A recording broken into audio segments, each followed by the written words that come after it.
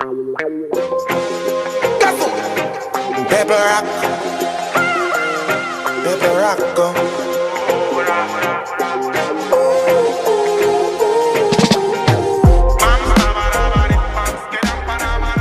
Hello again. This is a little bit of a part 2 of my sit and talk about my first time coming to the Philippines. And I'm here on my patio of the place that I built. This is a unusual construction. I have specialized equipment. I build domes, concrete and steel made with marble. And I have specialized equipment that I brought here when I moved here, and I offer it to other people as well. And I'll put a link down there for anyone interested in building domes.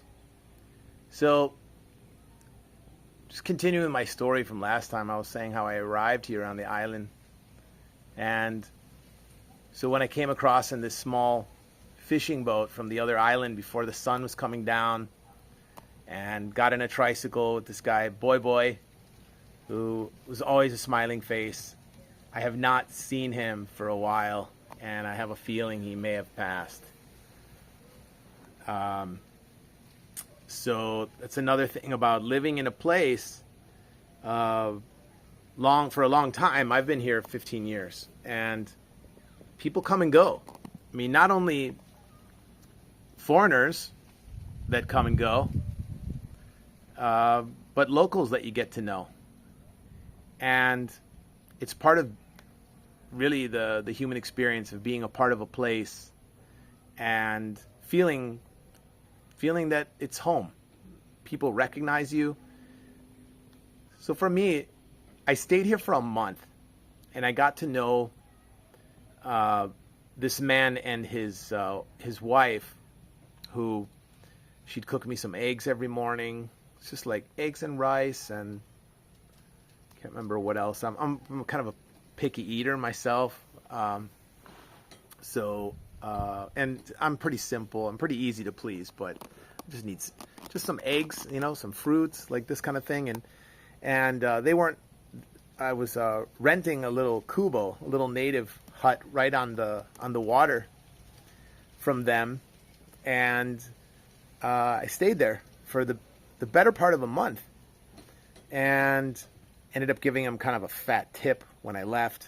It was like I gave him like an extra $80 just for, because I'm coming back, and this was my go-to guy. His name was Atoy Mortos, and he's passed away now too. He died in a motorbike wreck. He was drinking, and a dog ran out in front of him, and the road was wet, and he was going slow, but he slammed his head, and that was the end of a toy. And like, just stories of people, it's like every family, you get to know the ups and downs of their family, and it's part of what makes you feel part of a place. And there's the positive and there's the negative aspects of that. And it's with the locals and it's with foreigners too. I mean, nobody's friends with everybody. You just want to be friendly to everybody. And there are some people that are friendly because they just want something from you. And you're going to find that anywhere. But when you're new to a place, you don't know who to trust. And you need information. Sometimes you need help. There was a guy from UK who had a restaurant. There was 2 guys from the UK. One of them's still here. And they had a pizza burger place together. And then the one, he split from the other guy, and he took the pizza. I think there was an Italian guy that was here for a while. There's another Italian guy here now too, but it's different people. And they split, and it wasn't in a good way. And I came here just after that, and this guy, his name was Bob. And he was the nicest guy. He let me use his cell phone to try to call my wife back in the States because there was only one phone on the island. It was a dial-up, like one dial-up phone. And just got this dog here itching and stuff. Dear, can you do this in another area? Yeah, I got stuck with these. Too many dogs. Wasn't exactly my choice. Anyway, just about just the friendliest guy, and I was so thankful that, when you're a traveler, it could just be really heartwarming when people open up to you, and I can't say the same thing about the other English guy though.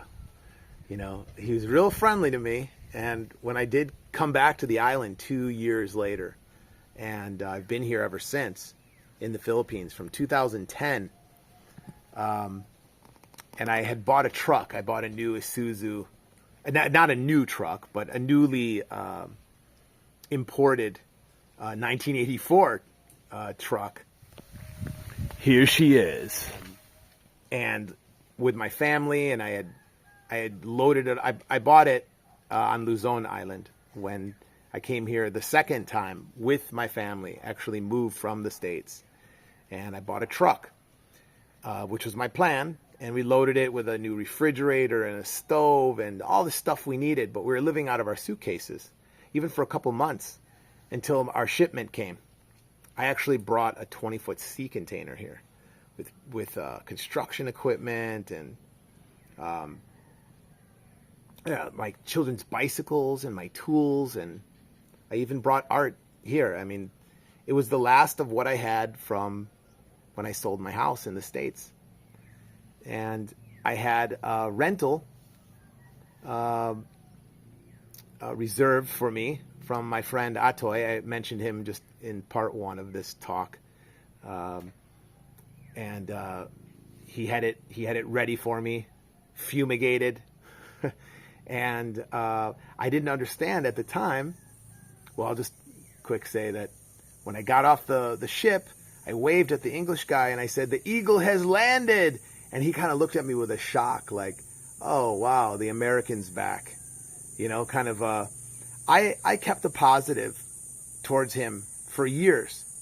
When he said, I go, "Can I talk with you sometime? Because there was some information I wanted." And he worked with marble, like he was exporting marble. And he goes, yeah, just come.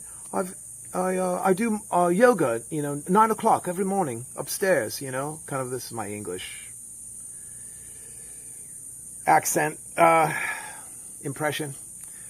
And so I went there one morning at 9 o'clock, and is he here? Is he here doing yoga? And the waitress looked at me like, "What are you talking about?" I go, "He does yoga every morning, right? Like 9 o'clock?" She's like, "I don't think so." It's like, oh, that was the beginning of me understanding the dry sense of humor, the sarcasm, and being, sort of playing the fool because I trusted everything. Like, why would he bullshit me about playing? Yeah, he was just bullshitting me. He doesn't do yoga. It's like, oh, okay. What an asshole. It turns out he is an asshole, actually. And backstabbing me a lot. Like, for what? I to this day, I don't know. And I just don't do business with him. I wouldn't go to his restaurant, and I just stay polite. But know that it's not a friend. And then, being on an island, sometimes, friends of friends, suddenly they're giving you the look. Like, that guy, he's not, and it's like, wait a minute, what the hell, what's going on here? This is like high school stuff, right? Like, who's in the cool group? And it's like, you might have, I've seen it before, you have a restaurant where everybody's German at one table, you got the French over there, you got the English, Americans, Canadians, they're moshing it up. I mean, it gets kind of segregated. And because of the language, and it's comfortable to speak in your, native language, and I get it, but it's more than that. And it can be politics, it can be all kinds of, and it can be kind of nasty, but it's usually in the form of passive-aggressive, backstabbing type stuff. So if you're not in a hang-around, hang around the restaurant scene kind of a thing. It doesn't really matter. You see people, whether you really care for them or not, you wave when you ride by. That's it. It's like, yeah, I know the guy. I know where he lives. I know a little bit about his story, or you think you know, whatever. And that's it. It doesn't matter. We didn't come here to have problems, right? Just came here for peace. But you want to have friends. You want to get along with people. So, anyway, where was I? Kind of forgot my track of thought, what I was saying earlier. Yeah, my friend Atoy. So I rented this place, but it wasn't exactly clear on what the price was for the rental, the beach rental. Now, this is a concrete house. I better talk fast. These are 15-minute videos. And we went to this old woman she's the owner of the house, and she had a hardware store. And we go there, and she says, how much? How much you pay? It's like, I looked at my friend like, I thought this was a solid thing, like how much you pay. And he's not advising me.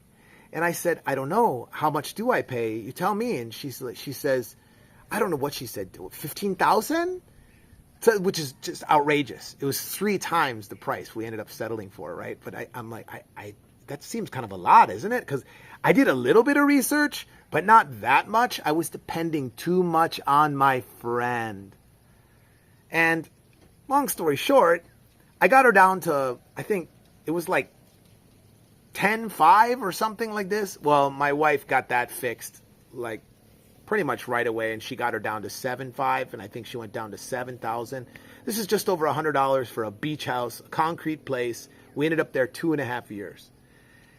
I didn't know my friend Atoy, he was making money on me, for the rent. Never mind the money that I had sent him when he, can you send me, I need to buy a chain hoist and I'll pay you back and all this, it's like, yeah, it's $300. I was going to sell my house at the time. I was going to make hundreds of thousands of dollars. Like, it's okay, and he's a friend anyway. And whether he pays me back, he doesn't, his advice is worth something to me. And, so I'm being like that guy, Well, 2 years later, it took me 2 years to sell my house, and the real estate market completely dropped out in 2008 as I was finishing my house. So that was the time I first came here. But I didn't know I would be stuck with my property and those interest payments for another 2 years. And I didn't know that I was going to lose 65% of the value in as little as 6 months after I just paid very high taxes. And, that was America at the time. For me, it was crumbling. People were losing their homes, their life savings. For me, it was an escape. I was like the Millennium Falcon leaving the Death Star, as the doors are closing and the top of the dish gets knocked off, I'm just right through that's how it was for me. And I tell you, that day that I got my family to the house, just our suitcases, but we had the truck filled with our stove and a new fridge and all this stuff. And we went into the water together and we're splashing and the coconut trees are there and it's a gorgeous day just like today, just like it is so often, almost every single day. It's a paradise here in the Philippines. It's the promised land. It's all of that. And I felt giddy. I felt joy. I felt a joy like I hadn't felt in almost like since I was a child in a way. I felt a joy like, I did it. I got out. It's the best feeling ever. It's the best feeling ever. I have no regrets about moving to this country.